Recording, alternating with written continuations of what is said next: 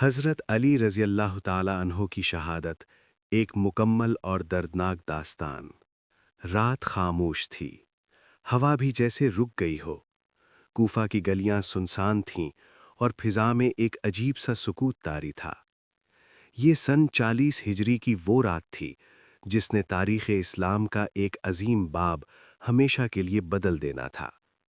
مسجد کوفہ، جہاں ہر روز اللہ کا ذکر بلند ہوتا تھا، آج ایک غیر معمولی واقعے کی منتظر تھی۔ ایک نورانی ہستی کا مسجد کی طرف آنا۔ حضرت علی رضی اللہ تعالی عنہ، وہ عظیم شخصیت جنہوں نے اپنی پوری زندگی اسلام کے لیے وقف کر دی، آہستہ آہستہ مسجد کی طرف بڑھ رہے تھے۔ راستے میں لوگوں کو آواز دے رہے تھے، نماز کی طرف آؤ، نماز کی طرف آؤ۔ ان کی آواز میں وہی شفقت تھی، وہی محبت، وہی درد جو ایک سچے رہنما کے دل میں ہوتا ہے۔ پس منظر، نہروان کے بعد کا ماحول۔ جنگ نہروان گزر چکی تھی۔ حضرت علی رضی اللہ تعالیٰ عنہ نے خوارج کو شکست دی تھی، لیکن شکست کے بعد بھی کچھ لوگ زندہ بچ گئے اور ان کے دلوں میں انتقام کی آگ بھڑک اٹھی۔ وہ کہتے تھے کہ ہم اپنے ساتھیوں کا بدلہ لیں گے۔ یہی نفرت، یہی ضد آگے چل کر ایک خطرناک سازش میں بدل گئی۔ خوفناک سازش کی تیاری۔ چند لوگ ایک جگہ جمع ہوئے۔ انہوں نے طے کیا کہ ہم 3 بڑی شخصیات کو ختم کریں گے: حضرت علی رضی اللہ تعالیٰ عنہ، حضرت معاویہ رضی اللہ تعالیٰ عنہ اور حضرت عمرو بن عاص رضی اللہ تعالیٰ عنہ۔ انہوں نے قسم کھائی کہ یا تو ہم کامیاب ہوں گے یا اپنی جان دے دیں گے۔ اس سازش کی قیادت عبد الرحمن بن ملجم نے سنبھالی۔ عبد الرحمن بن ملجم ایک گمراہ انسان۔ وہ کبھی عبادت گزار تھا، قرآن پڑھتا تھا، لیکن غلط سوچ اور بری صحبت نے اسے گمراہ کر دیا۔ وہ کوفہ آیا، خاموشی سے اپنے منصوبے پر کام کرتا رہا۔ قطام، ایک خطرناک موڑ۔ اسی دوران اس کی ملاقات ایک عورت قطام سے ہوئی۔ وہ خوبصورت تھی، لیکن اس کے دل میں انتقام کی آگ تھی۔ اس کے باپ اور بھائی جنگ نہروان میں مارے گئے تھے۔ عبد الرحمن نے نکاح کی بات کی۔ قطام نے کہا، میرا مہر آسان نہیں۔ عبد الرحمن نے پوچھا، کیا چاہیے تمہیں؟ اس نے جواب دیا، 3000 دینار، ایک خادم اور حضرت علی کا قتل۔ یہ سن کر لمحہ بھر کے لیے خاموشی چھا گئی، مگر عبد الرحمن نے کہا، یہ کام تو میں پہلے ہی کرنے آیا ہوں۔ منصوبہ مکمل ہوتا ہے۔ اب سب کچھ طے ہو چکا تھا۔ تلواریں تیار کی گئیں، انہیں زہر میں ڈبویا گیا۔ 17 رمضان کا دن مقرر ہوا۔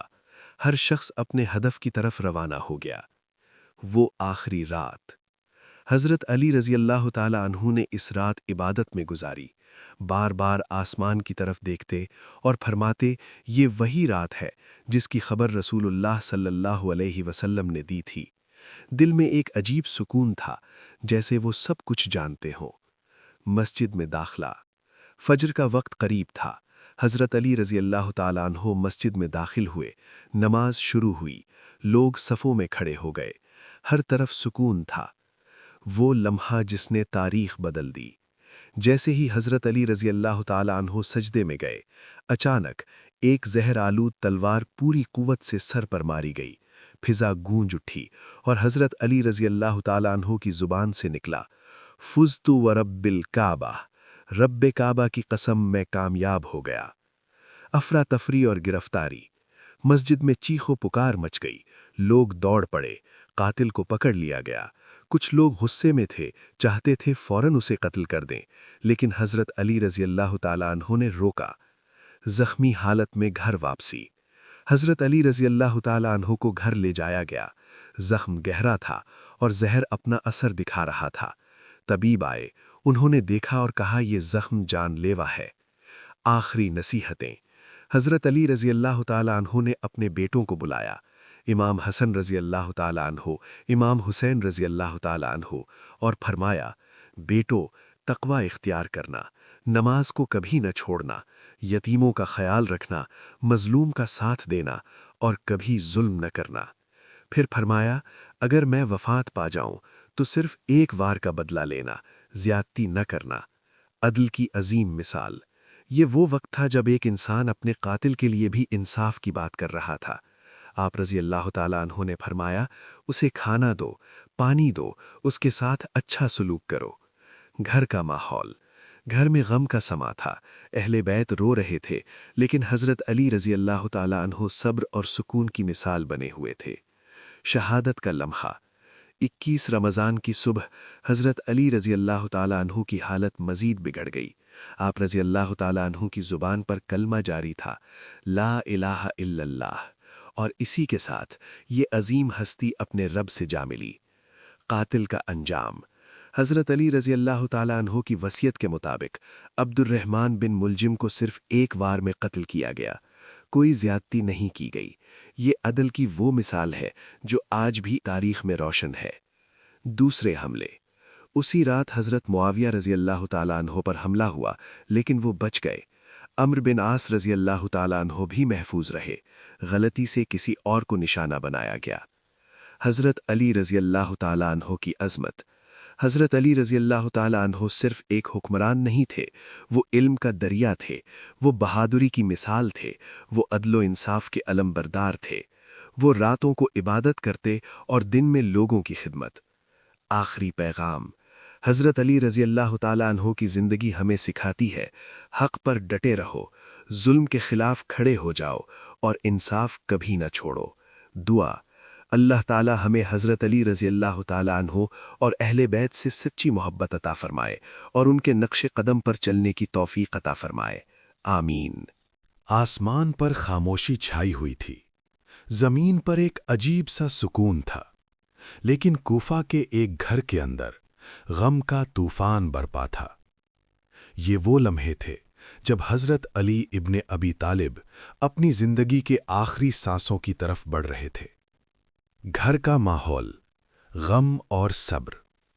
گھر میں ہر طرف خاموشی تھی، لیکن اس خاموشی کے پیچھے ایک شدید درد چھپا ہوا تھا۔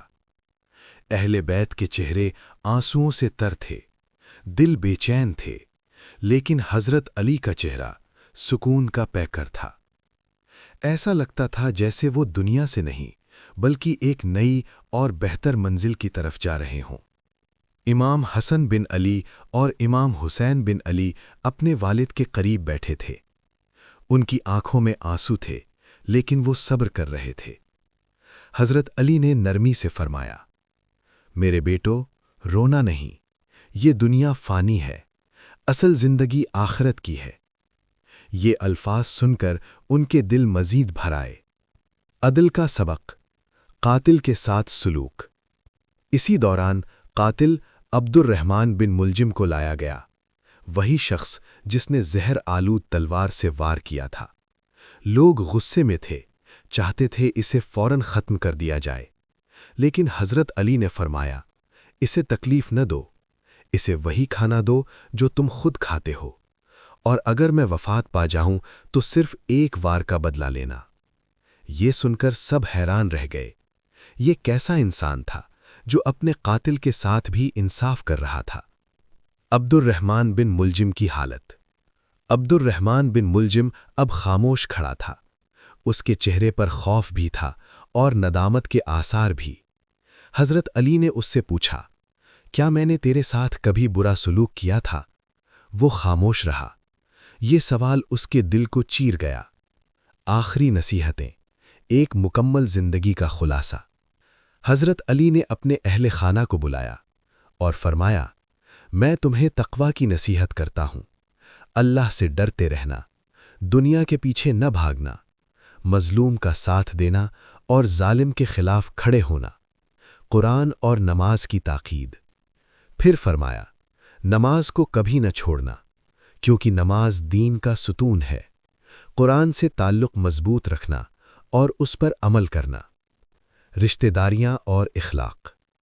حضرت علی نے مزید فرمایا، رشتہ داریوں کو جوڑے رکھنا، لوگوں کے ساتھ حسن سلوک کرنا، غصے کو پی جانا اور دوسروں کو معاف کرنا۔ گھر والوں کی کیفیت۔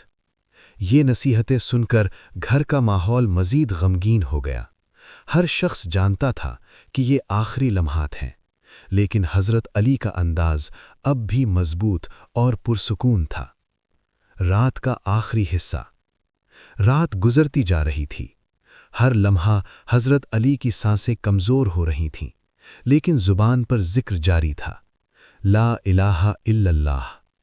شہادت کی صبح، 21 رمضان کی صبح روشنی پھیل رہی تھی، لیکن ایک عظیم ہستی دنیا سے جا رہی تھی۔ حضرت علی نے آہستہ سے آنکھیں کھولیں، اپنے بیٹوں کی طرف دیکھا اور مسکرا دیے۔ پھر آہستہ سے فرمایا، لا الہ الا اللہ محمد الرسول اللہ، اور اسی کے ساتھ ان کی روح اپنے رب سے جا ملی۔ کوفہ میں کوہرام۔ جیسے ہی خبر پھیلی، پورا کوفہ غم میں ڈوب گیا۔ لوگ رونے لگے، ہر طرف افسوس کی آوازیں گونجنے لگیں۔ ایک عظیم رہنما، ایک عادل حکمران اب اس دنیا میں نہیں رہا تھا۔ تجہیز و تکفین۔ حضرت علی کو غسل دیا گیا، کفن پہنایا گیا اور نہایت خاموشی کے ساتھ انہیں دفن کیا گیا۔ یہ سب کچھ سادگی کے ساتھ ہوا، جیسا کہ ان کی پوری زندگی سادہ تھی۔ قاتل کو سزا۔ حضرت علی کی وصیت کے مطابق عبد الرحمن بن ملجم کو صرف ایک وار میں قتل کیا گیا، کوئی زیادتی نہیں کی گئی۔ یہ عدل کا وہ معیار تھا جو آج بھی مثال ہے۔ حضرت علی کی زندگی کا سبق۔ حضرت علی کی زندگی ہمیں بہت کچھ سکھاتی ہے۔ سچائی پر قائم رہنا، انصاف کرنا، غریبوں کا خیال رکھنا اور اللہ سے ڈرتے رہنا۔ ایک عظیم انسان کی یاد۔ آج بھی جب حضرت علی کا ذکر ہوتا ہے، دل احترام سے جھک جاتا ہے۔ ان کی بہادری، ان کا علم، ان کا انصاف، سب کچھ تاریخ میں ہمیشہ زندہ رہے گا۔ اختتامیہ دعا۔ اللہ تعالی ہمیں حضرت علی اور اہل بیت سے سچی محبت عطا فرمائے اور ہمیں ان کے راستے پر چلنے کی توفیق دے۔ آمین۔